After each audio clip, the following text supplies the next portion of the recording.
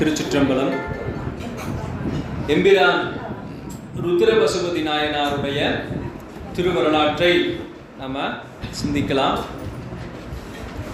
திருத்தொண்ட தொகையில் முருகனுக்கும் ருத்திர பசுபதிக்கும் அடியேன் என்று திருத்தொண்ட தொகையிலே நம்முடைய நம்பியாரூராகிய சுந்தரமூர்த்தி நாயனார் அருளி செய்திருக்கிறார். அடுத்து திருத்தொண்டர் திருவந்தாதியிலே நம்பியாண்டார் நம்பிகள் அந்தாள் புனல் தன்னில் அல்லும் பகலும் நின்று ஆதரத்தால் உந்தாத அன்பொடு ருத்திரம் சொல்லி கருத்தமைந்த வைந்தார் ருத்திர பசுபதி தன் நல் பதிவயற்கே நந்தார் திருத்தலையூர் என்று உரைப்ப இந்நானிலத்தே. இப்போ ருத்திர பசுபதி தன் நல்பதி வயற்கே நந்தார் திருத்தலையூர். திருத்தலையூர் திருத்தலத்தில் இருக்கக்கூடிய ருத்திர பசுபதி யார் அப்படின்னு இங்கே சொல்கிறார்.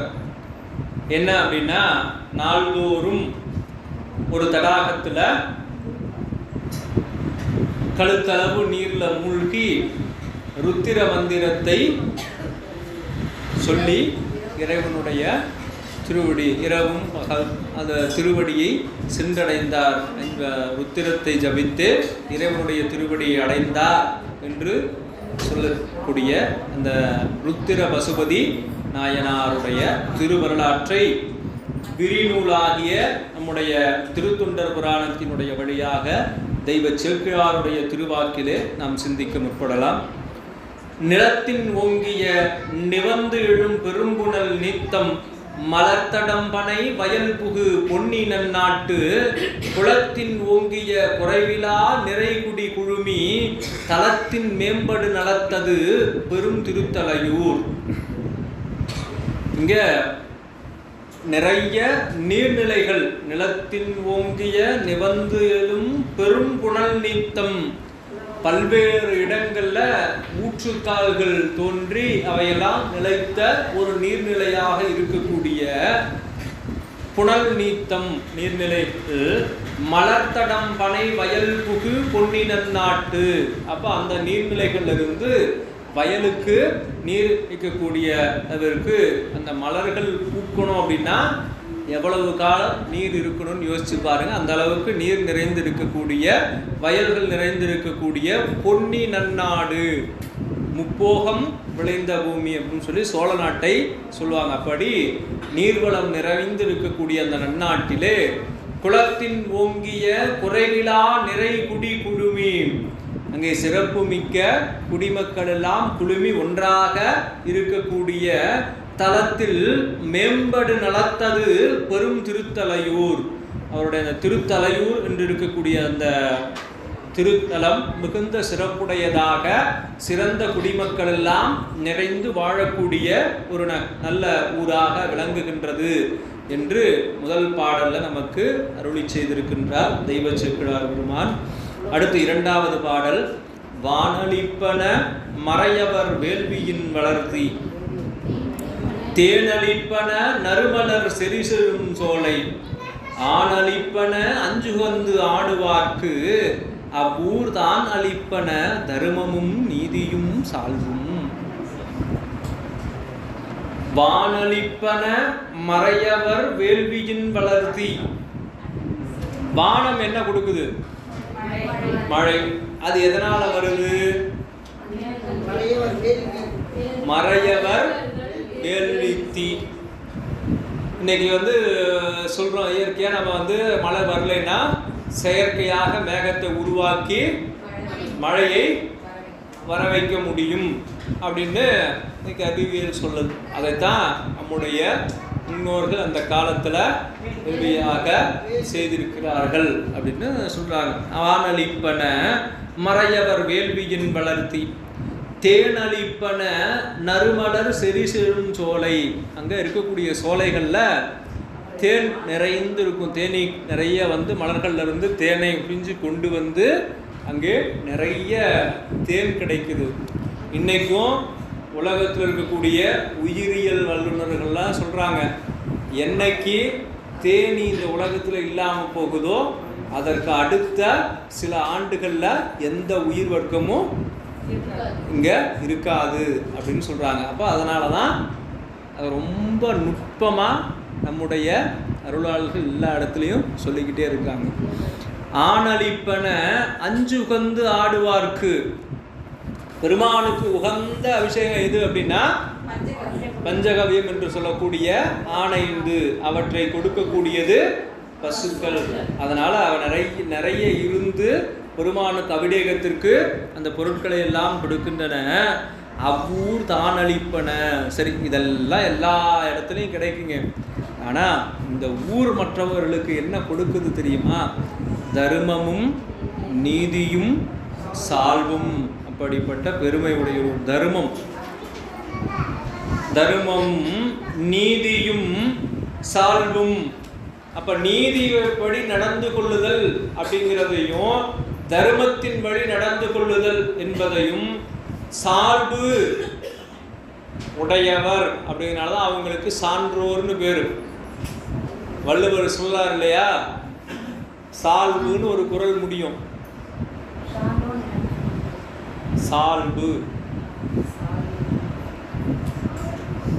சால்பு அப்படின்னு ஒரு திருக்குறள் முடியுது.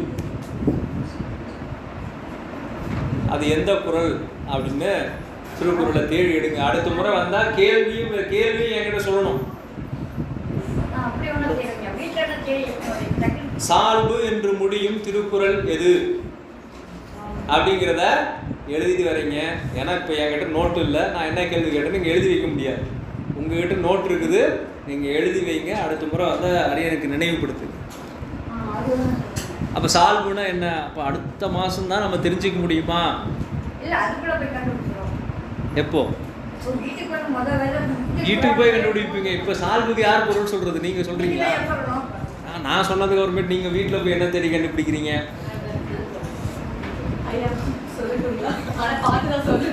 சொல்லுங்கம்மா. சொல்லா நலத்தது நோன்மை பிறர் தீமை, சொல்லா நலத்தது சால்பு. ஓகே, சிறப்பு. இந்த மாதிரி நிறைய சால்புன்னு முடிய குறள் எத்தனை இருக்குன்னு கண்டுபிடிங்க. அவங்க ஒரு குறளை சொல்லிட்டாங்க, இன்னொரு குறள் இருக்கு.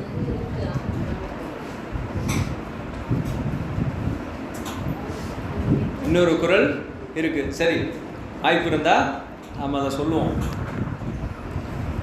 சரி, தேட வேண்டாம். இன்னும் மீதி இருக்கிற குறளெல்லாம் தேடுங்க. அவங்க ஒரு குறள் சொல்லிட்டாங்க, அடியன் ஒரு குறள் உங்களுக்கு சொல்லிடுறேன். இன்னா செய்தார்க்கும் இனியவை செய்யாக்கால் என்ன பயத்ததோ சால்பு. நமக்கு ஒரு தீமை செய்தவருக்கும் நன்மையை செய்யலைன்னா அது என்னையா சால்பு? நமக்கு தீமை செய்தவருக்கும் நன்மை செய்கிறவருக்கு பேர் தான் என்ன பேரு? சான்றோர் அப்படின்னு பேரு. சான்றோர்னு யாரெல்லாம் தன்னை சொல்லிக் கொள்கிறார்களோ அவர்களுக்கு முதன்மையான பண்பு என்ன இருக்கணும்? தனக்கு தீமை செய்தவர்க்கும் நன்மை செய்யக்கூடிய பண்பு இருக்கணும். அப்படி இருந்தாலும் அவர் சான்றோர், அப்படி இல்லைன்னா அவர் சான்றோர் இல்லை.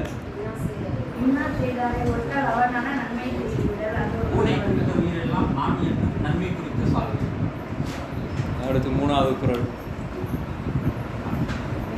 இதெல்லாம் நீங்களும் பார்த்து சொல்லுங்க. நான் வேண்டாம், நான் சொன்னேன்.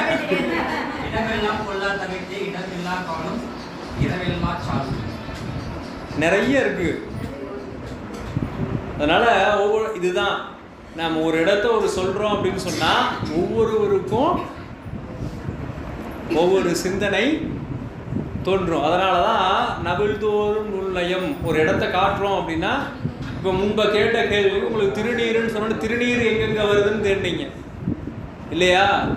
ஆனால் நம்ம சொன்னது நன்மை உடையவர்கள் போல உள்ளம் போல திருநீர் அப்படிங்கிறத அந்த முன்னால் இருக்கக்கூடிய பாயிண்ட். அப்போ விட்டுட்டு நம்ம நன்மை தரும் உள்ளம் எங்கே இருக்குன்னு தேடுறோம், திருநீர் எங்கே இருக்கு? ஆமாம், ஒருத்தர் செஞ்ச தீமையை வெளியில் சொல்லாமல் இருக்கிறது தான் சாப்பிடும். யோசிச்சு பாருங்க.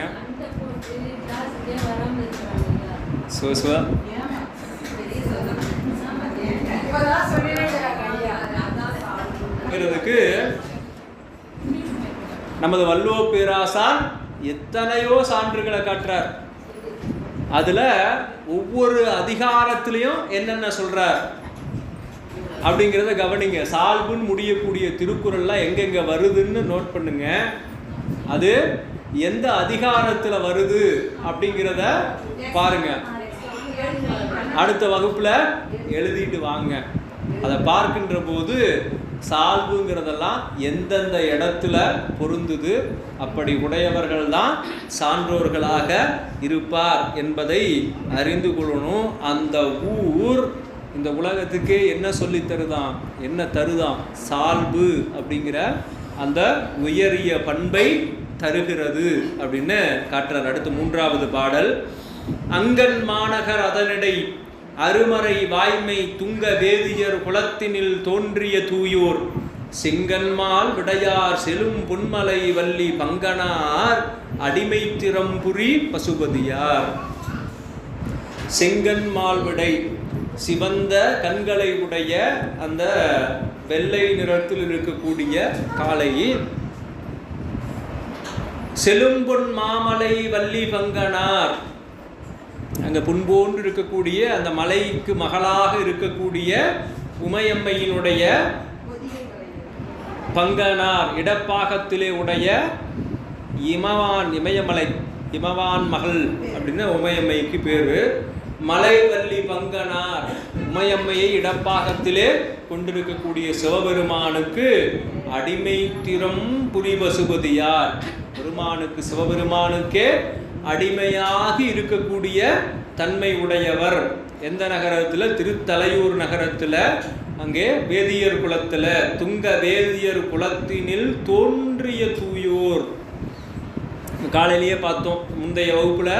இந்த நாயன்மாருடைய புராணத்துல குலப்பினால தூய்மை வந்துடுமா அப்படின்னு சொன்னா வராது. அப்ப என்ன செய்யணும்? அதை நாம் தான் முயன்று தேடி எடுக்கணும். அப்படிப்பட்ட சிறப்புடையவராக இருக்கக்கூடியவர், பெருமானுடைய திருவடிக்கே அடிமை திறமுடையவராக விளங்கக்கூடியவர் பசுபதியார் என்று சொல்லக்கூடிய ஒரு அன்பர் என்று காட்டுறார். அடுத்து 4வது பாடல். ஆய அந்தணர் அருமறை ருத்திரம் கொண்டு மாயனார் அறியா மலர்ச்சேவடி வழுத்தும் தூய அன்பொடு தொடர்பினில் இடையரா சுருதி நேய நெஞ்சினர் ஆகி அத்தொழில் தலை நின்றார். ஆய அந்தணர், அப்படிப்பட்ட அந்தணராகிய நம்முடைய பசுபதியார் என்ன செய்கிறார்? அருமறை ருத்திரம் கொண்டு, அருமறையாக இருக்கக்கூடிய அந்த மறையினுடைய சாரமாக விளங்குகின்ற ருத்திர மந்திரத்தை கொண்டு மாயனார் அறியா மலர்ச்சேவடி வழுத்தும், திருமால் அறியாத அந்த மலர் சேவடியாகி நம்முடைய சிவபெருமானுடைய சேவடியை திருவடியை வழுத்தும் தூய அன்போடு, அந்த தூய அன்போடு தொடர்பினில் இடையரா சுருதி நேய நெஞ்சினராகி, எப்போதும் நெஞ்சத்தில தூய அன்போடு ருத்திரம் கொண்டு துதிக்கக்கூடிய அத்தொழில் தலை நின்றார். யோசிச்சு பாருங்க. முருகநாயனார் மலர்த்துண்டு செய்து இறைவனுடைய திருவடிக்கு போனார். இப்போ இவர் என்ன பணி செய்கிறார் அப்படின்னா, நெஞ்சத்திலே நாளும் தவறாது நேரம் தவறாது என்ன செய்கிறார்? அந்த ருத்திர மந்திரத்தை சொல்றார். நாம் இன்னைக்கு என்ன செய்கிறோம்? நமக்கு ரொம்ப நெருங்கிய நண்பர்களுக்கெல்லாம் காலையில் ஒரு வணக்கம் போடுறோம். அதையாவது நம்மளால் தினம் ஒரே டைமுக்கு போட முடியுதா அப்படின்னா முடியும். ஒவ்வொரு நாளைக்கும் ஒவ்வொரு நேரத்தில் வருது. அப்போ நாம் நம்மளுடைய இடத்துல என்ன இருக்குது? அந்த தொடர்ச்சி, காலம் தவறாமை, அப்படி சில நாள் போடுறதே இல்லை. அப்போ என்ன செய்கிறோம்? அதையெல்லாம் நம்மள்கிட்ட இல்லை. கேட்பாங்க கேள்வி. யாராவது ஒருத்தர் வந்து, ஏன் இவரை ஏன் நாயன்மார் வரிசையில் வச்சார் அப்படின்னா சொல்லுங்கள். நான் உனக்கு ஒரு மெசேஜ் போடுறேன், அதுக்கு நீ எவ்வளோ நேரம் கழித்து ரிப்ளை பண்ணுற, இன்றைக்கி எவ்வளோ நேரம் கழித்து ரிப்ளை பண்ணியிருக்கிற, நாளைக்கு எவ்வளோ நேரம் கழித்து ரிப்ளை பண்ணுற, நான் ஒரு வருஷமாக உனக்கு மெசேஜ் அனுப்புகிறேன், நீ எவ்வளோ நேரம் கழித்து ரிப்ளை பண்ணுறப்பா. அப்போ இதில் எல்லாருடைய இடமும் அடிபட்டு போயிடும். அடியார்களில் நம்ம 63 நாம் பார்க்கின்ற போது அறிவாட்டாய நாயனார் புராணம் பார்க்கும்போது பார்த்தோம் இல்லையா, அந்த பூசணையை உரிய காலம் தவறாது அவர்கள் செய்ததனால தான் அவர்கள் அந்த இடத்துல இருக்காங்க. ஏன் அதற்கு முன்னாலும் பின்னாலும் அந்த இடத்துக்கு யாராலும் வர முடியல அப்படின்னு சொன்னால், அவர்களெல்லாம் தொண்டு செய்தார்கள். ஆனால் என்ன செய்யலை, நேரத்தையும் காலத்தையும் சரியாக கடைப்பிடிக்கல அப்படிங்கிறதும் ஒரு பொருள்.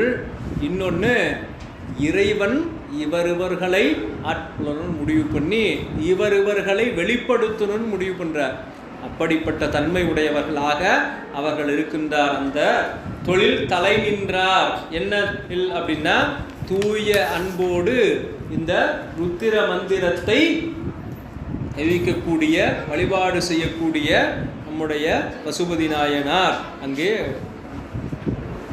அதை சரியாக தொடர்ந்து செய்து வருகிறார் என்று இந்த பாடலில் காட்டுறார். அடுத்த 5வது பாடல், கரையில் கம்பலை புல்வொளி கரங்கிட மருங்கு பிரச மென்சுரும்பு அரைந்திட கருவரால் பிறழும் திரை நெடும் கயல் நீரிடை நெருப்பு எழுந்தது அணைய விரை நெகிழ்த்த செங்கமல மென் பொய்கையுள் மேவி. அவர் பொய்கையுள்ள இருக்கார். எந்த மாதிரி பொய்கை அப்படின்னா, கரையில் கம்பலை புல்வொளி கரங்கிட, பறவைகளுடைய ஒளியெல்லாம் அடங்கிட. எப்போ அடங்கும்? காலையில் அடங்குமா? மாலையில் அடங்கும். இரவு ஒரு குறிப்பிட்ட சூரியனுடைய மறைவுக்கு முன்னால் அவையெல்லாம் என்ன பண்ணிடும்? கூட்டுக்கு சென்று அடைந்துடும். அந்த புல் ஒளி கரங்கிட மருங்கு பிரச மென் சுரும்பு அரைந்திட. பிரச மலர் அப்படின்னா கற்பனும் தாமரை பொருள். அந்த சுரும்பு அரைந்திட கருவரால் பிறலும் திரை நெடும் கயல் நீரிடை நெருப்பு என, நீரிடை நெருப்பு எழுந்து அணைய விரை நெகிழ்த்த செங்கமல மென் பொய்கையுள் மேவி. அங்கே தாமரை மலர் எப்படி இருக்கான், நீருக்குள்ள திடீர்னு நெருப்பு எழுந்ததை போல அந்த சிவந்த நிறத்தில் இருக்கும். இதெல்லாம் இயற்கை வர்ணனைகளை நிறைய புலவர்கள் எடுத்து காட்டுவாங்க. இளங்குவ நிறைய புலவர்கள் எடுத்து சொல்லுவாங்க. அதான் முன்னே சொன்ன, ஒவ்வொருத்தருக்கும் ஒவ்வொரு நூல் படித்தது நினைவில் இருக்கும். அதில் முக்கூடற்பல்லு அப்படின்னு ஒரு இலக்கியத்தில் வரும். அல்லல் பரளத்து அரக்காம்பல் வாய் அவில வெள்ளம் தீப்பட்டதன வெறி புல்லினம் தம் கைச்சிறகார் பார்ப்பொடுக்கும் அப்படின்னு அந்த காட்சியை காட்டுவார். திடீர்னு நீரில் இருக்கக்கூடிய மலர், அந்த சிவப்பு நிற மலர்கள் எல்லாம் பூத்த உடனே நீர் நெருப்பு பிடித்து விட்டது அப்படின்னு நினச்சி தன்னுடைய குஞ்சுகளை தன்னுடைய இறக்கையினால் குத்தி பாதுகாக்கக்கூடிய பறவைகள் இருக்கக்கூடிய இடம் அப்படின்னு அந்த இயற்கை வர்ணனையை சேர நாட்டிற்கு காட்டுவார் அந்த புலவர். அப்படி இங்கே என்ன இருக்கான், தெய்வ சேக்கிழார் பெருமான் அந்த பொய்கை எப்படி இருக்கு அப்படின்னா, தாமரையெல்லாம் பூத்து இருக்கக்கூடியதை பார்க்கின்ற போது நீருக்குள்ளிருந்து திடீரென நெருப்பு எழுந்து போல இருக்கின்றது.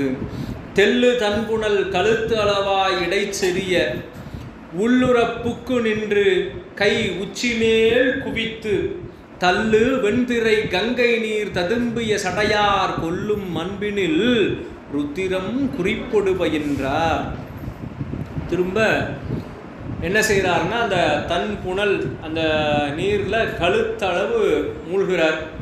அப்படி மூழ்கி என்ன செய்கிறார், 2 கைகளையும் அப்படியே தலைக்கு மேலாக அப்படியே தூக்கி எடுத்துறார். இப்படி நாம் போய் சாமி என்னைக்காவது கும்பிடுறோமா அப்படின்னா அப்படியே அந்த படத்தில் சொல்லுவாங்க இல்லையா, இப்படியே போனால் வருமா அப்படின்னா, இப்படியே போனால் கை வலி தான் வரும் அப்படிங்கிற மாதிரி கொஞ்ச நேரம் கையை இப்படி தூக்கி வச்சுருந்தோம்னாவே நமக்கு என்ன ஆகும், கை வலிக்க. ஆனால் அவர் என்ன செய்திருக்கிறார் அப்படின்னா, அந்த இந்த பொய்கையில் கழுத்தளவு நீரில் மூழ்கி 2 கைகளையும் சிரமேற்கொண்டு. எதுக்காக இப்படி நம்ம வழிபாடு செய்கிறோம் அப்படின்னு சொன்னால், பெருமானுடைய திருவடி, அந்த திருவருள் இங்கே இருந்துக்கிட்டே இருக்குமா. நமக்கு 6 ஆதாரம் இருக்கு இல்லையா, உடம்புல 6 சக்கரம் சொல்லுவாங்க, அதான் நிறைய படிச்சிருப்பீங்க, தெரிஞ்சிருக்கும். மூலாதாரம், சுவாதிஷ்டானம், மணிப்பூரகம், அநாகதம், விசுக்தி, ஆக்ஞை அப்படிங்கிறத தாண்டி அதற்கு மேலே 12 அங்குல இடையில சகசிரகாரம் அப்படின்னு சொல்லக்கூடிய அந்த பெருவெளியில் இறைவனுடைய அருள் இருக்கு. அதனால் அதை அப்படியே பிடிச்சு அங்கே இருக்கக்கூடிய அந்த திருவடியை அப்படியே இழுத்து நம்ம நெஞ்சத்தில் வச்சு, அது துவாதசாந்த பெருவெளி அப்படின்னு சொல்லுவாங்க சார். நம்ம அப்படி இருக்கக்கூடிய அந்த இடத்துல பெருமானுடைய திருவடியை அப்படியே மானசீகமாக அங்கே திருவடி இருக்கிறதாக நினைந்து அந்த திருவடியை தொட்டுக்கொண்டே அவர் என்ன செய்கிறார், இங்கே ருத்ர மந்திரத்தை சொல்லுகின்றார். உள்ளுர புக்கு நின்று கை உச்சி மேல் குவித்து தள்ளு வெண்திரை கங்கை நீர் ததும்பிய சடையார். இந்த கங்கை நீர் ததும்பிக் கொண்டிருக்கக்கூடிய சடையை உடைய சிவபெருமான் மேல் அன்பினில் ருத்திரம் குறிப்பொடு பயின்றார். நமக்கெல்லாம் என்ன ஆகும்னா, ஒரு குறிப்பிட்ட திரும்ப திரும்ப அப்படியே சொல்லிகிட்டே இருக்கும்போது நம்மையும் அறியாமல் அதில் என்ன வந்துடும், ஒரு இயந்திரத்தன்மை வந்துடும். அது இல்லாமல் அந்த அன்போடு அவர் அதை செய்து கொண்டிருக்கிறார்.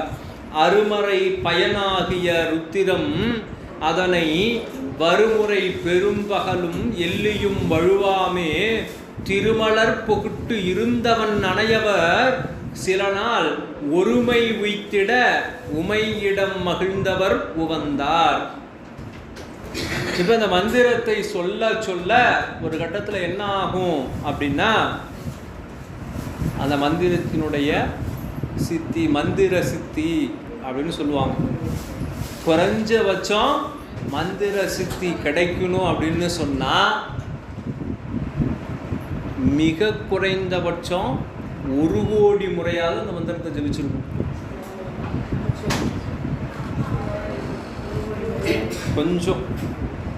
கொஞ்சமாக நமக்கு அந்த மந்திர சித்தி கிடைக்கணும் அப்படின்னு சொன்னால் அதுக்கே அந்த மந்திரத்தை 1 கோடி முறை, சும்மா இல்லை, அன்போட சிரத்தையோட 1 கோடி முறை அந்த மந்திரத்தை நாம் ஜபித்தால்தான் அந்த மந்திரத்தினுடைய பயன் நமக்கு கொஞ்சமாவது கிடைக்கும். அப்போ அதில் என்ன ஆகும் அப்படின்னா, அந்த மந்திரத்தை தொடர்ந்து அன்போடும் சிரத்தையோடும் அதை உச்சாடனம் செய்ய செய்ய அதில் என்ன ஒரு ஒருமுகத்தன்மை ஏற்பட்டு அது ஒரு சிறப்புக்குரிய மந்திர சித்தியாக அது மாறும். எப்படி மலர்பொகுட்டு அருமறை பயனாகிய ருத்திரமதனை, வேதத்தினுடைய பொருளாக விளங்கக்கூடிய அந்த ருத்திரத்தை வருமுறை பெரும்பகலும் பகல் முப்பதும் எல்லியும் வலுவாமே இரவிலும் வலுவாமல் திருமலர் பொகுட்டு இருந்தவன் அணையவர். இங்கே அந்த தாமரை பூத்த தடாகத்தில் நம்முடைய பசுபதியார் இருக்கிறது எப்படி இருக்கான், தாமரை மலர் மேலே இருக்கக்கூடிய பிரம்மனை போல இருக்கின்றார். பிரம்மனுக்கும் வேதத்தை சொல்லிக்கொண்டே இருப்பன், அதன் மூலமாக படைப்பு தொழிலை செய்யக்கூடிய நிறைவனுடைய ஆணைக்கிணங்க. அதனால தான் என்ன செய்தார் முருகப்பெருமான், சொல்லிகிட்டே இருக்கிறிய, சொல்கிறதுக்கு உனக்கு பொருள் தெரியுமா அப்படின்னு கேட்டார். அப்போ சொல்கிறது முக்கியம் இல்லை, பொருள். அதையா அந்த 6வது பாட்டில் பாருங்கள், உத்திரம் குறிப்பொடுமை என்றார். நான் சொல்கிறோம் இல்லையா, குறிப்பு, ஒரு நூலெல்லாம் பார்த்தீங்கன்னா குறிப்பு அப்படின்னு போட்டு கீழே எழுதியிருப்பாங்க, அடிக்குறிப்புன்னா இந்த அடியில் வர்றதுக்கு இந்த இடத்துல இந்த பொருள் அப்படின்னு பேர். அப்படி குறிப்போடு பயின்ற அவர் அந்த மந்திரத்தை தொடர்ந்து செய்ததனுடைய பயனாக அதில் ஒரு ஒருமை ஏற்படுகிறது. ஒருமை உய்த்திட உமை இடம் மகிழ்ந்தவர் உவந்தார். உமையை இடப்பாகத்திலே வைத்து மகிழ்ந்திருக்கக்கூடிய நம்முடைய சிவபெருமான் உவப்படைகின்றார், மகிழ்ச்சி அடைகின்றார். காதல் அன்பர்தம் அருந்தவ பெருமையும் கலந்த வேத மந்திர நியதியின் மிகுதியும் விரும்பி ஆதிநாயகர் அமர்ந்து அருள் செய்ய மற்றவர்தாம் தீதிலா நிலை சிவபுரி எல்லையில் சேர்ந்தார். காதல் அன்பர்தம் அருந்தவப் பெருமையும். அப்ப அன்புடைய அந்த அன்பர் செய்த அந்த தவம், அரிய தவம் யோசிச்சு பாருங்க.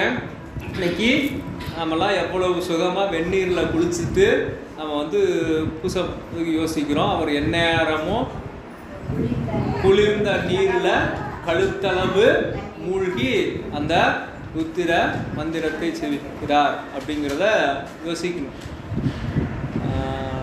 அதாவது சில காட்சிகளை நம்ம பார்ப்போம். இந்த காலையில் சில கோயில்களுக்கு மாலை இதெல்லாம் காலையில் நேரத்தில் பசு நிலையில் குளிக்கணும்னு சொல்லி பழத்தில் அவன் குளிக்கும்போது ஐஸ் கட்டி அள்ளி கொண்டு வந்து உள்ளே போட்டுருவாங்க. அவன் அப்படியே குளிச்சுட்டு அப்படியே விரைச்சி போகிற மாதிரி காட்டுவாங்க. ஒரு படத்தில் போய் சுண்டு வரல லேசாக அந்த தண்ணியில் விட்டோம், இப்போ அப்பா இவ்வளவு சில்லுன்னு இருக்குது அப்படின்னு சொல்லி அப்படிலாம் காட்டுவாங்க. அந்த நீர்நிலையில் நம்ம மூழ்கும்போது, நம்ம போய் மூழ்கும்போது தெரியும் அது எவ்வளவு குளிர் இருக்குது அப்படின்னு சொல்லிட்டு அந்த இதை பார்க்குறோம். அப்படி அதிலேயே இருந்து அந்த செய்த அன்பர் செய்த தவம், காதல் அன்பர்தம் அருந்தவ பெருமையும் கலந்த வேத மந்திர நியதியின் மிகுதியும்.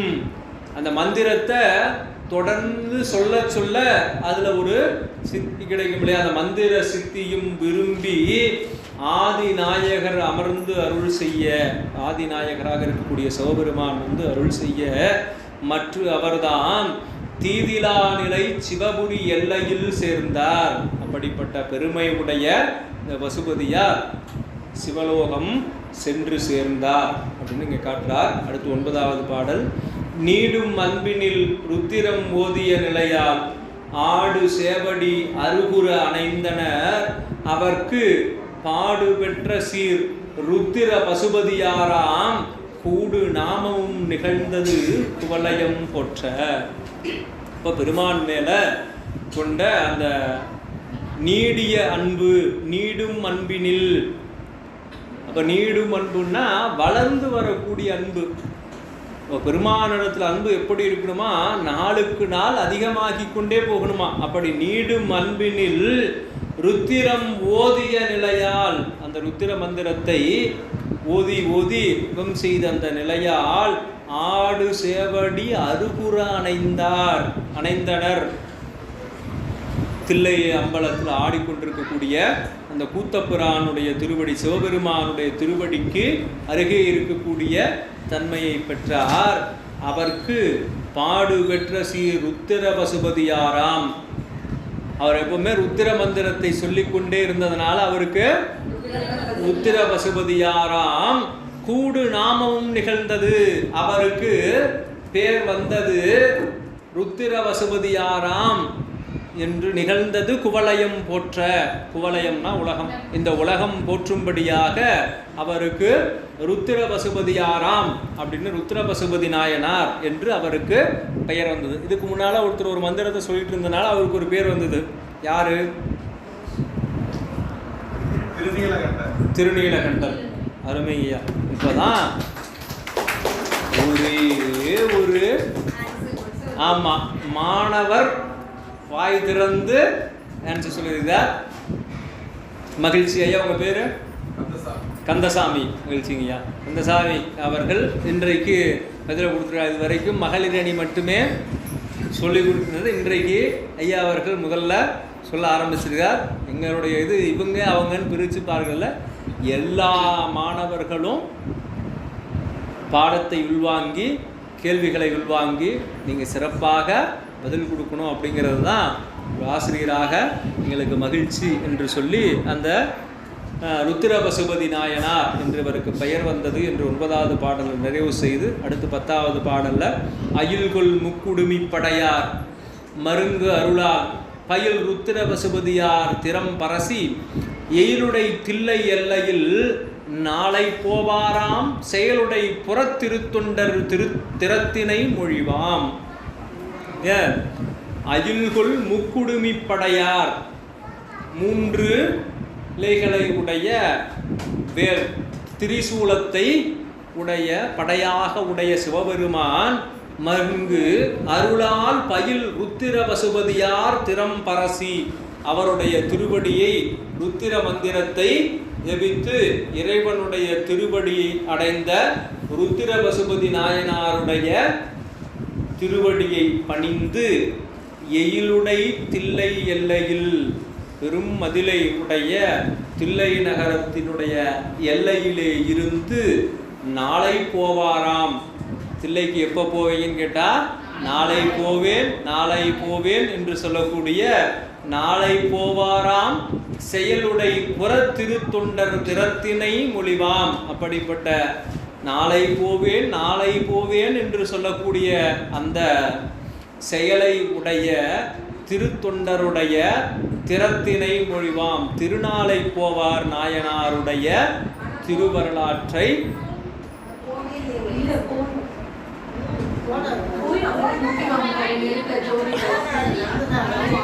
செயலுடை புற திருத்தொண்டர் திறத்தினை மொழிவாம் அப்படின்னு சொல்லி திருநாளை போவாருடைய திருவரலாற்றை இனி நான் அடுத்து சொல்ல புகுகின்றேன் என்று நம்முடைய ருத்திர பசுபதி நாயனாருடைய திருவரலாற்றை தெய்வ சேக்கிழார் பெருமான் நிறைவு செய்கின்றார் என்று சொல்லி இந்த அளவிலே காலை அமர்விலே நாமும் திருத்தொண்டர் புராண வகுப்பை நிறைவு செய்து குருவருளாலும் திருவருளாலும் இன்றைக்கு 2 நாயனார்களுடைய திருவரலாற்றை சிந்திக்கக்கூடிய பெருவாய்ப்பு நமக்கு கிடைத்தது.